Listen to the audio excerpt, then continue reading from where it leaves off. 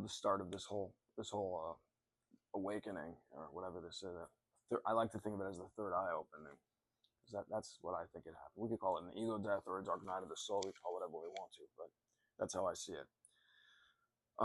A few months after that, I was practicing meditation for some time, and for some reason, one morning I sat outside and I had my meditation.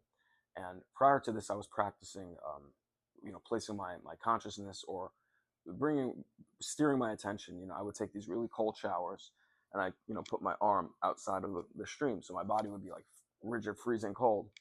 And I try to like focus on the part of my body, my right hand, which was out of the water, which was remaining warm. And I would do this day in and day out. Every day I would practice that after the gym, and I would at times I would succeed in not feeling cold, and my consciousness, it would be in my arm or in my hand, rather than sometimes we identify it as between our eyes, or we identify ourselves existing right here in our heart chakra. It's different for different people.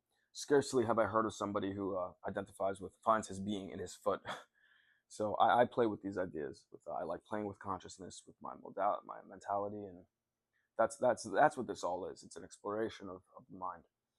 So following that experience, I was meditating outside, and I said, well, what if I could place my consciousness outside of my body?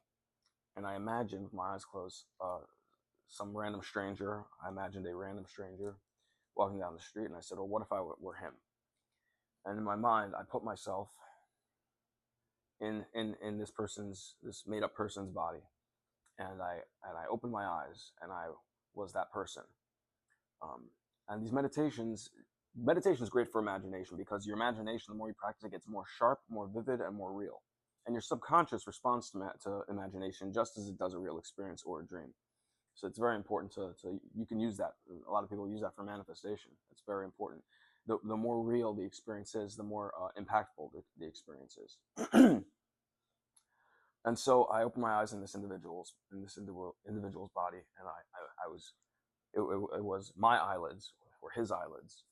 And in that moment, for some reason, I came to understand that this person has his own life, and with that life came very real fear, very real pain, very real suffering, very real. I came to understand that everyone's pain and suffering and experiences were just as real as my own.